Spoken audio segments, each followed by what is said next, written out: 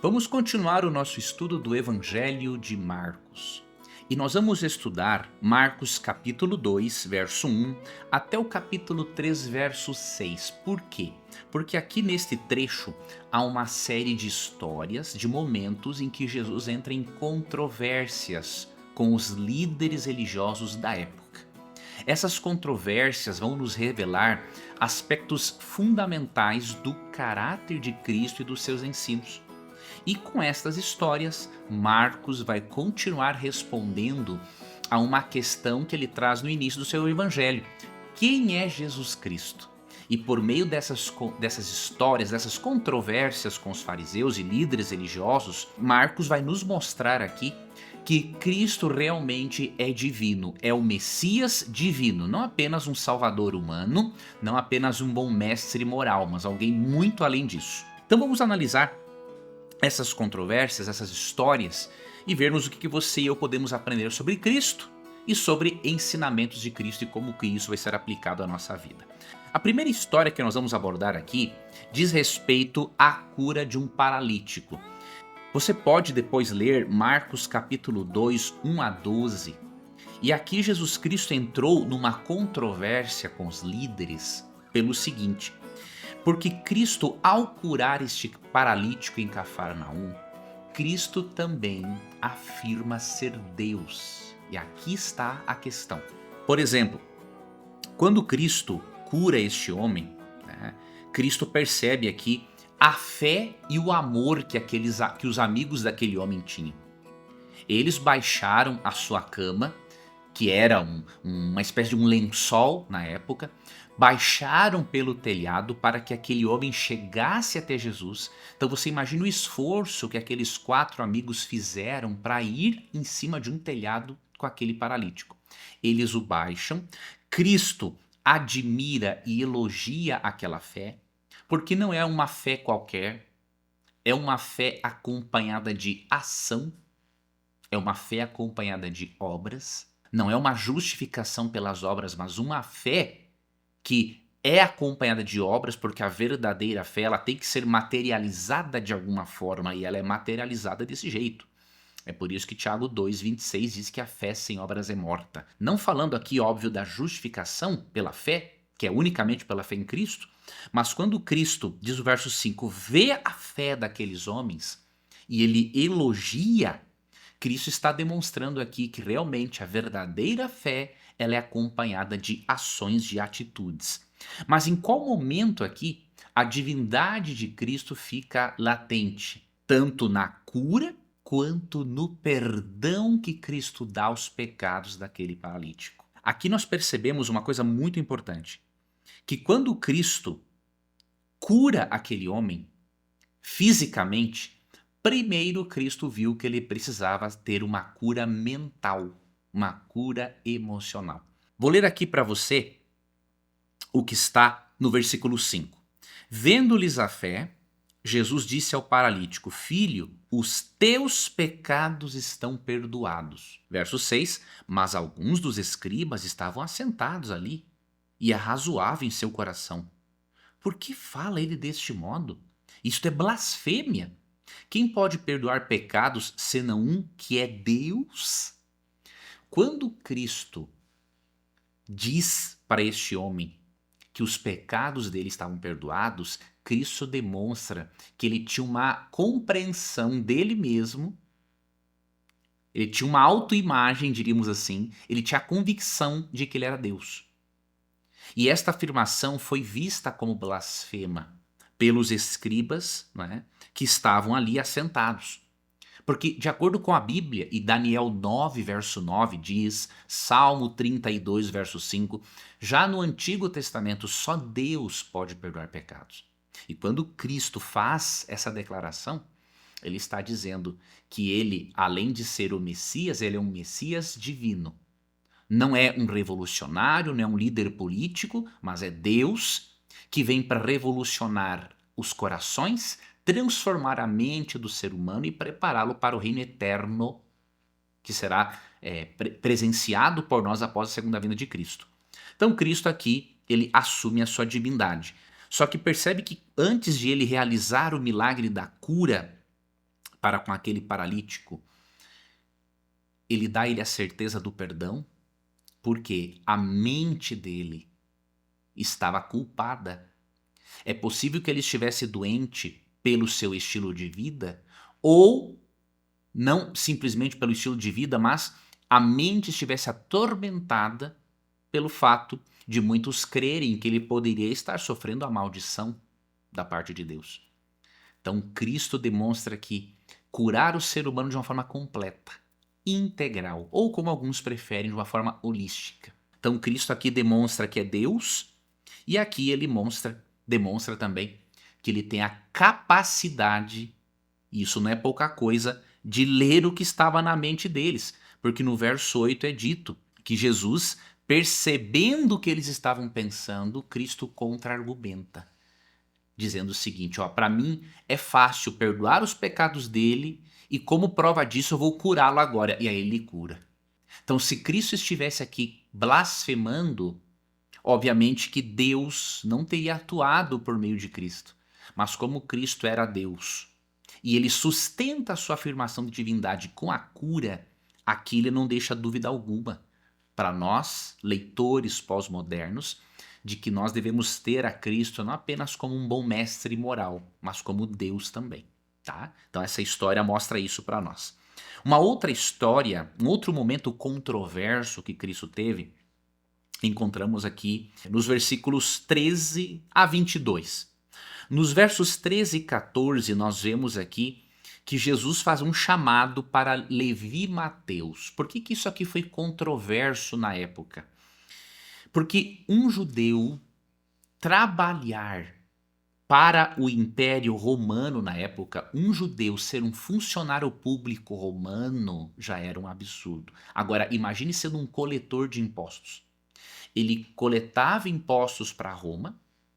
Os judeus não admitiam, obviamente, serem cativos, serem dominados por Roma, só que muitas vezes também o coletor de impostos ele enriquecia às custas do povo, sempre pedindo mais do que aquilo que era cobrado. E existe uma tradição judaica que ensina que se um cobrador de imposto, como no caso Levi e Mateus, entrasse em uma casa, tudo que estivesse naquela casa se tornava impuro. Então, quando Cristo chama um coletor de impostos para ser um dos seus seguidores, e temos inclusive o evangelho, não é, de Mateus, isso aqui foi uma coisa absurda para eles. Porque um coletor de impostos era algo abominável. Então, Cristo entra aqui nesse aspecto para demonstrar para nós o seguinte, que aquilo que um homem vê, um ser humano vê como inatingível, ou seja, como que Deus vai atingir e salvar um pecador tão terrível como um coletor de impostos? Cristo, pelo seu amor e por meio da verdade que ele prega no Evangelho, ele alcança assim qualquer pessoa que permita-se alcançar por ele. Depois vemos aqui uma outra história do capítulo, a partir aqui do versículo 18, né, ao 22, uma outra controvérsia que tem aqui diz respeito ao jejum. Se aproximaram de Cristo alguns e perguntaram o seguinte: por que motivo jejuam os discípulos de João e os dos fariseus, mas os teus discípulos não jejuam? Sabe que nós temos atualmente um grupo de jornalistas que são parecidos com essas pessoas aqui. Né? Eles gostam de questionar por questionar, não fazem um questionamento com fundamento, ou que possa trazer do entrevistado uma informação relevante para as pessoas. Hoje existem mais ativistas que jornalistas, porque o nível de perguntas que muitos jornalistas fazem é de uma imbecilidade absurda. Eu lembro que quando eu me formei em jornalismo e depois me pós-graduei em jornalismo científico, nós aprendíamos claramente que um jornalista tem que fazer perguntas que possam arrancar o melhor, diríamos assim, do conhecimento que aquele entrevistado tem. Mas hoje não. Querem questionar por questionar, fazer pegadinhas e acham que com aquilo estão abafando, né? Sendo que estão demonstrando, na verdade, um nível absurdo de ignorância. E essas pessoas aqui fizeram algo parecido, né? Estavam questionando, olha, os discípulos de João e dos fariseus jejuam. E por que os teus não jejuam? Pensando que iam lacrar Jesus com aquilo. E Cristo deu uma resposta educada, mas direta. Olha, tem cabimento, existe lógica em os convidados jejuarem numa festa de casamento? Não tem lógica. Virá um momento sim que os meus discípulos terão de jejuar, mas agora não é o momento. Então eles estavam numa espécie de casamento ainda com Salvador. E não era o momento ainda deles jejuarem. Então o que Cristo nos mostra aqui? Há sempre pessoas dispostas a fazerem questionamentos tolos.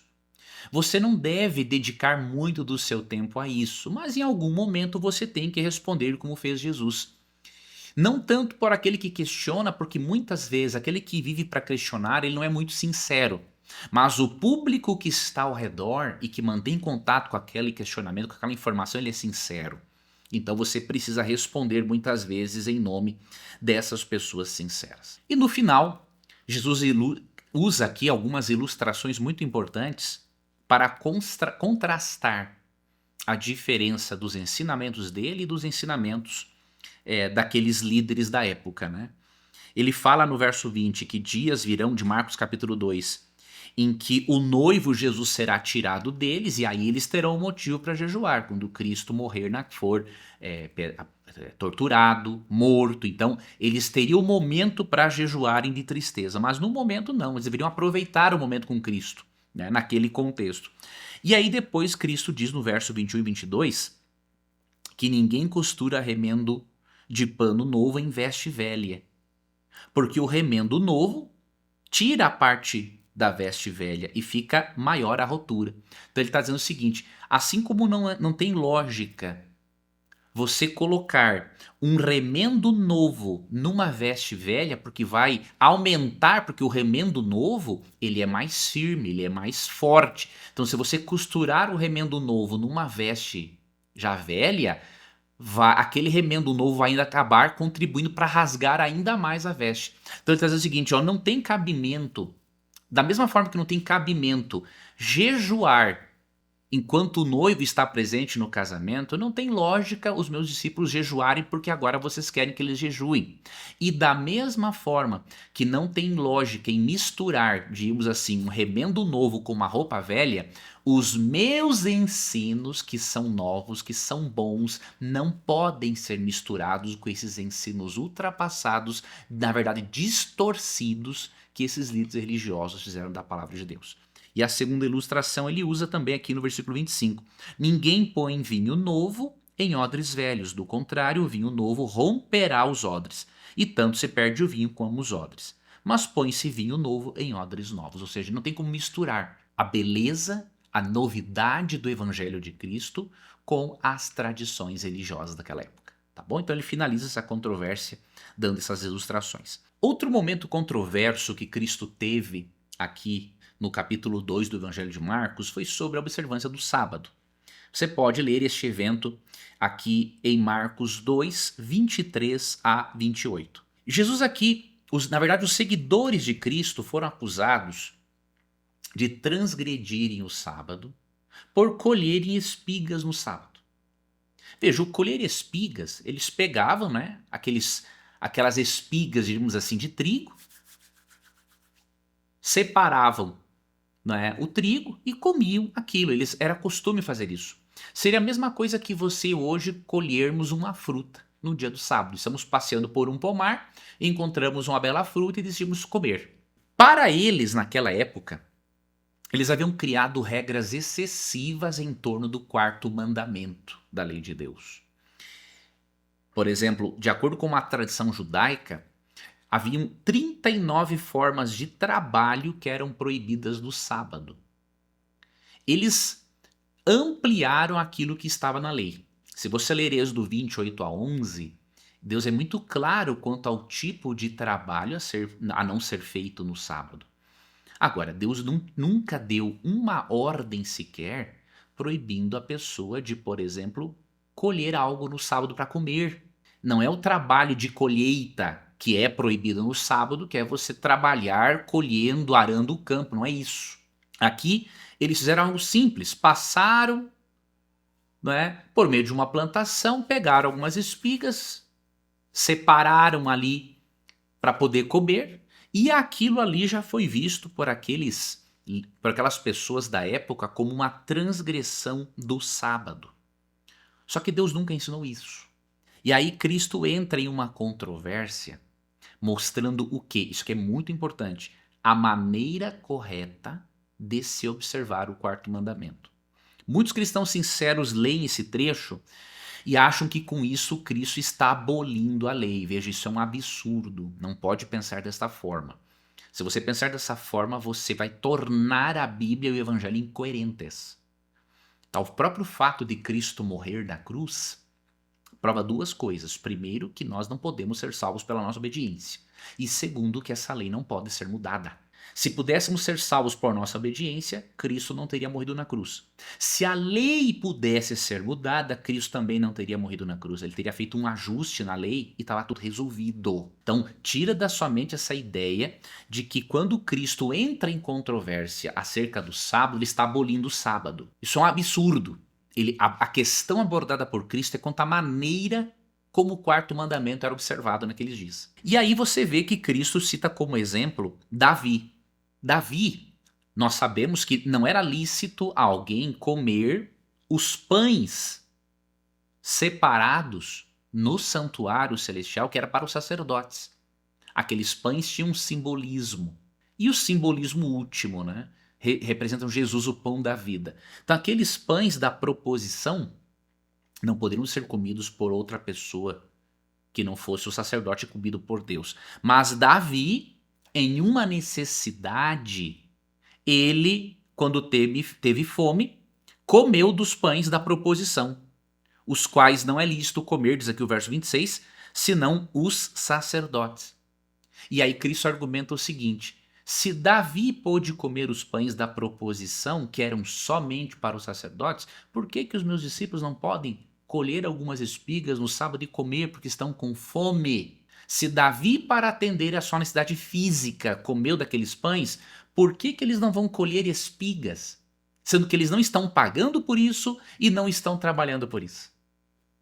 Então Cristo mostra aqui a maneira correta de se observar o sábado. E aí no verso 27 tem algo que é muito interessante. Ele diz o seguinte: o sábado foi estabelecido por causa do homem e não o homem por causa do sábado. Então Cristo aqui está remetendo a mente das pessoas para onde? Gênesis 2, 2 e 3. Gênesis 2, 2 e 3 mostra que quando Deus criou o mundo em 6 dias, ele abençoou e santificou o dia de sábado, para ser um benefício para os nossos primeiros pais e para toda a humanidade. Então o que Cristo está argumentando aqui? Olha, o sábado foi feito para o prazer do homem, para o benefício do ser humano, para ter uma relação mais próxima com Deus. Agora, o ser humano não foi feito para servir o sábado, ainda mais desta forma legalista que vocês estão dizendo que é para ser.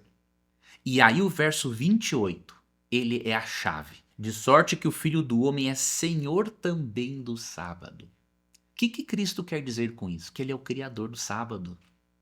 Aí eu lhe pergunto, tem lógica em dizer que Jesus, por ser o Senhor do sábado, ele aboliu o sábado?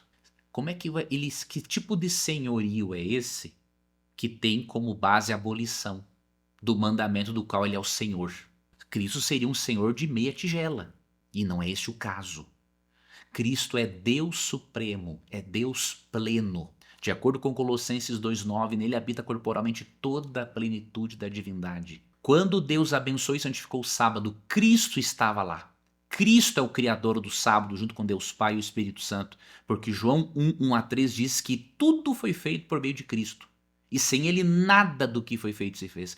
Então quando Cristo diz que é o Senhor do sábado, ele está dizendo que ele é o dono. Ele é o Criador. E melhor do que ninguém, ele sabe como esse dia deve ser guardado. Jameson, Fawcett e Brown, que tem um comentário, são teólogos batistas, né? Eles não são observadores do sábado, obviamente, mas eles têm um comentário muito interessante, e quando eles comentam sobre Mateus 12:8, que é um texto paralelo onde Cristo fala também que é o Senhor do sábado, eles dizem, né, que tipo de senhorio seria este se Cristo estivesse aqui abolindo o sábado? Não seria um senhorio. Senhor de um dia abolido? Não tem lógica. Então, quando ele fala que é o Senhor do sábado, ele está se apresentando como divino, como criador, como aquele que sabe melhor do que ninguém a maneira correta de se guardar o sábado. E depois ele cura um homem que tem a mão ressequida.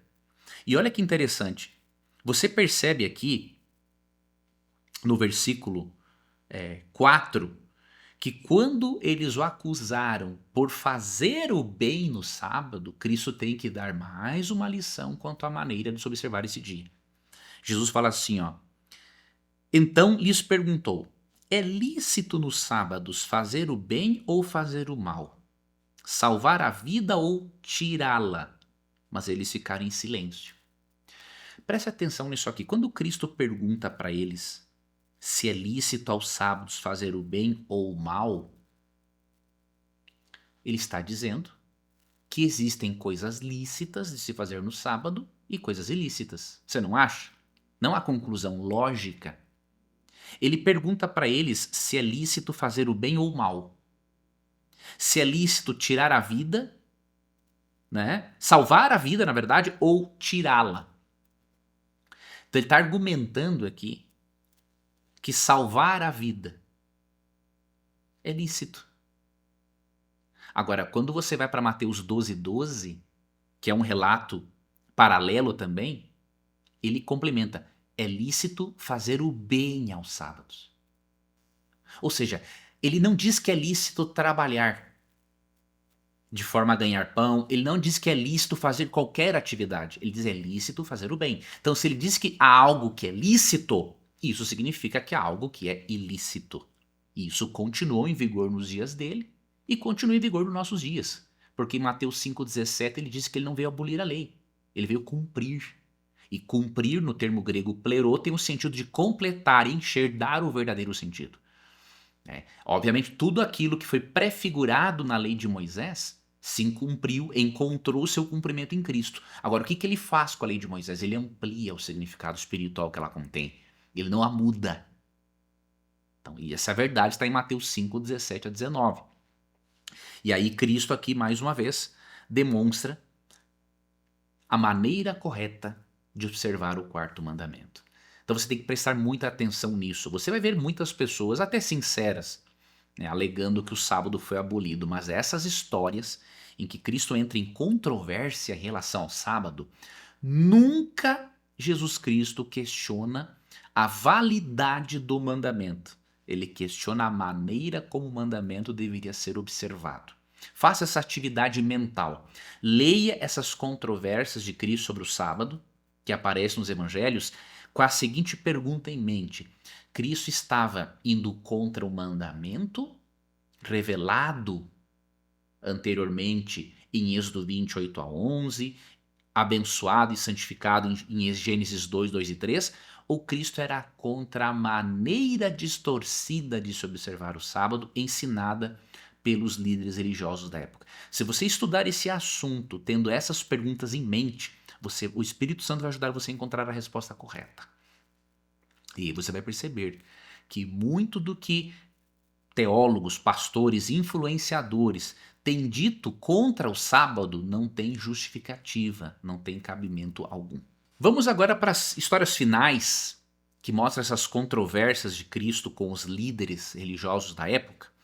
Você vai ver aqui agora em Marcos 3, 20-35, duas controvérsias interessantes. Na verdade, essas duas últimas, uma ele entra em controvérsia com os escribas e depois, na verdade, ele entra em controvérsia com a sua família. Olha que interessante. Aqui, em Marcos 3, 20 até o verso 30, você percebe que Jesus Cristo aqui foi acusado de curar alguém com a ajuda do diabo. Olha que absurdo. Ele expulsa o demônio de alguém e eles alegaram aqui no versículo 22 o seguinte, ó: os escribas que haviam descido de Jerusalém diziam: ele está possesso de Beelzebu e é pelo maioral dos demônios que expele demônios. O nome Beelzebu, que significa Senhor das Moscas, era uma referia-se a uma divindade cananeia. Só que nos dias de Cristo era um termo usado em referência ao príncipe dos demônios, Satanás. Então o que, que eles falaram aqui? Quando Cristo expulsa um demônio, pelo poder do Espírito Santo, a terceira pessoa da Trindade, eles alegaram que Cristo expulsou isso com a ajuda do próprio diabo. Ou seja, eles disseram que Cristo, vamos trazer para a nossa linguagem, que Cristo tinha um pacto com o diabo. Olha o absurdo. E aí Cristo aqui faz uma abordagem, utiliza de um argumento muito interessante. Ele diz o seguinte: como que Satanás vai expulsar ele mesmo? Se Satanás expulsar os seus demônios, como que o reino dele vai subsistir? E nesse contexto, Cristo adverte aos líderes religiosos quanto ao perigo de se cometer o pecado imperdoável ou pecado contra o Espírito Santo. Eu vou ler aqui para você Marcos 3, 28 a 30, na verdade, 28 a 30, e aí eu vou lhe explicar brevemente o que seria esse pecado imperdoável. Porque muitos cristãos ficam com medo de cometerem este pecado, mas vou lhe mostrar que este medo é desnecessário. Diz o verso: em verdade vos digo que tudo será perdoado aos filhos dos homens, os pecados e as blasfêmias que proferirem. Mas aquele que blasfemar contra o Espírito Santo não tem perdão para sempre, visto que é réu de pecado eterno. Isso porque diziam: está possesso de um espírito imundo. Nesse contexto, o que é o pecado contra o Espírito Santo? Se você ler o texto paralelo, Mateus capítulo 12, 22 a 32, você vai pegar um conjunto de informações que vão lhe possibilitar compreender o que é o pecado imperdoável. Neste contexto de Marcos 3, 20 a 30 e Mateus 12, 22 a 32, aqueles líderes religiosos entraram num processo de contínua rejeição a Jesus e acabaram blasfemando contra o Espírito Santo, dizendo que Jesus expulsava demônios por meio do próprio diabo, ao invés de ter feito isso pelo poder do Espírito Santo. Então, o que é o pecado imperdoável? É um processo de contínua rejeição a Jesus, ao ponto de atribuir a obra sagrada do Espírito Santo ao diabo. Para o indivíduo chegar neste nível de endurecimento, ele tem que passar por um processo tal de rejeição a Cristo que ele tem que passar a odiar a Cristo. E isso é o que acontece aqui no contexto de Marcos 3 e especialmente de Mateus 12, quando eles planejam até matar Jesus. Então olha o nível da maldade e da blasfêmia deles. Então eles rejeitam tanto o Messias quanto o Espírito Santo, a terceira pessoa da Trindade que atua por meio do Messias. Então, se você é um cristão e luta contra o pecado, você não está pecando contra o Espírito Santo. Você está tendo sim os seus momentos de fraquezas, tem as suas quedas. Mas se pergunte, você é um pecador ou um pecadeiro? Se você é um pecador, não tem um porquê de você pensar que está pecando contra o Espírito Santo. O pecado contra o Espírito Santo é cometido através de uma contínua rejeição a Cristo, aos apelos do Espírito, e quando a pessoa atribui a obra do Espírito ao demônio. E não é esse o seu caso. Óbvio que você não deve ser um pecadeiro, né? Porque se você e eu formos pecadeiros, Hebreus 3, 12 a 15 nos adverte que o nosso coração pode ser endurecido sim pelo engano do pecado e nos afastarmos das influências do Espírito. Agora, se você é um pecador que luta, você não está cometendo pecado contra o Espírito Santo. A sua luta contra o pecado não pode ser confundida como uma luta contra o Espírito Santo. São coisas diferentes. E o próprio fato de você se arrepender dos seus pecados é uma prova claríssima de que você não pecou contra o Espírito. Porque quem peca contra o Espírito nem se arrepende mais dos seus pecados. Quem gera em nós o arrependimento é o Espírito Santo, de acordo com João 16, 8 a 10, Romanos 2, 4, não é? Então é o Espírito Santo, Atos 2, 37, 38, então é ele quem gera esse arrependimento. Então, tira isso da sua cabeça. Se você aceitou a Cristo como Salvador e está lutando contra o pecado, isso não indica que você está lutando contra o Espírito Santo. Tudo bem? Vamos para a nossa última história. Essa vez a controvérsia de Jesus foi com a sua própria família. Olha que interessante.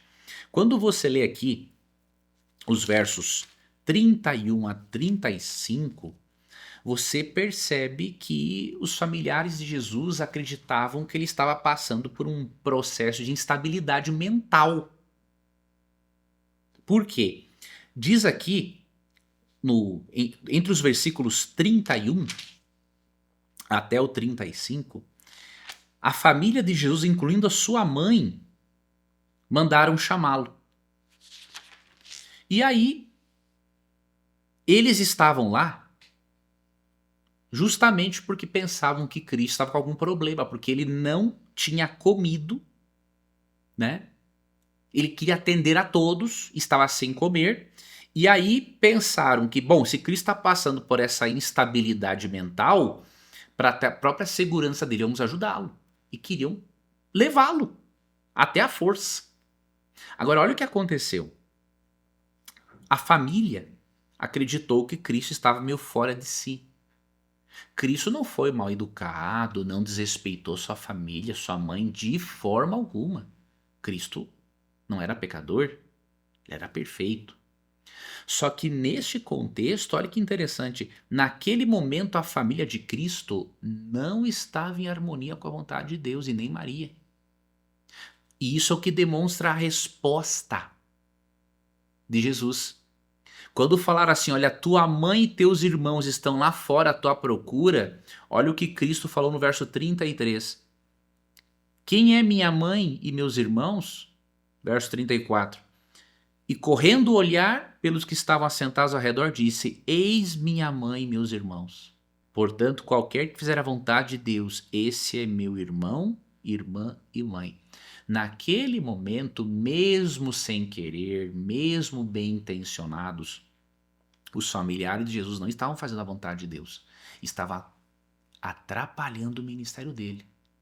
Inclusive Maria, que é o nosso grande exemplo de mãe. Deus não escolheu qualquer uma para ser a mãe do Salvador. Então Maria foi uma pessoa especial, só que ela era uma pecadora. Não é? E aqui Cristo mostra claramente nesse texto que mesmo amando e respeitando a sua mãe, quando naquele momento ela e os demais familiares não estavam em harmonia, não é? Com a vontade de Deus para Cristo, Cristo, de uma forma respeitosa e educada, demonstrou que eles precisavam fazer a vontade de Deus em relação a esse assunto e entenderem a importância e a intensidade do ministério dele. Então isso aqui nos mostra, amigos, que em certos momentos, se você quer ser fiel a Cristo, você terá que enfrentar a oposição familiar também. Eu me recordo muito bem de um momento em que eu dei estudos bíblicos no interior do Rio Grande do Sul há vários anos, e uma moça decidiu aceitar a Cristo como Salvador. E o pai dela ameaçou, se você se for batizada, você vai apanhar. Ela não desrespeitou o pai. Ela era muito amorosa para com o pai, mas ela decidiu, em segredo, batizar-se. O pai descobriu, espancou a menina, mandou ela embora de casa e ela foi morar com irmãos da igreja. Então ela, por amor a Jesus Cristo, ela enfrentou uma controvérsia familiar muito grande e Cristo a abençoou. Esse mesmo pai, isso não acontece sempre, mas esse mesmo pai que a machucou, ele acabou depois entendendo, viu a transformação que Cristo fez na vida da filha e ele acabou depois aceitando a Cristo como Salvador também. Mas em muitos casos isso não acontece, Deus abençoa de outras formas, né? Porque aquele que é agressor, ele precisa se arrepender. E se ele não quiser se arrepender, Deus não vai obrigar que ele se arrependa, ok? Agora isso nos mostra que realmente há momentos em que nós teremos de nos posicionarmos ao lado de Cristo, independente daquilo que a nossa família diga. Isso não significa não amar aos pais. Isso não significa não respeitar o mandamento honrar teu pai e tua mãe. Isso significa Colocar a Deus acima de tudo e de todos. Amar a Deus acima de todas as coisas, para depois amar ao próximo como a si mesmo. Eu não sei se você passou por isso ou precisará passar por isso um dia. Mas eu quero deixar para você aqui um texto de Mateus 10:37 e com isso finalizamos. Quem ama seu pai ou sua mãe mais do que a mim, não é digno de mim. Quem ama seu filho ou sua filha mais do que a mim, não é digno de mim. Quem não toma a sua cruz e vem após mim, não é digno de mim. Verso 39. Quem acha a sua vida, perdê-la-á. Quem todavia perde a vida por minha causa, achá-la. Coloque a Cristo sempre em primeiro lugar, mesmo em relação à família. E Ele vai abençoar você, para que por meio do seu exemplo e bom testemunho você demonstre para sua família que seguir a Cristo vale a pena. Obrigado por ter acompanhado a lição desta semana. Não se esqueça de se inscrever aqui no canal, ativar as notificações, porque além desse estudo semanal eu posto outros conteúdos. Tá? Estou preparando aqui um outro vídeo sobre um outro assunto bíblico e para você ser notificado é muito importante que você se inscreva aqui no canal e ative as notificações. Que Deus te guarde e nos vemos num próximo estudo.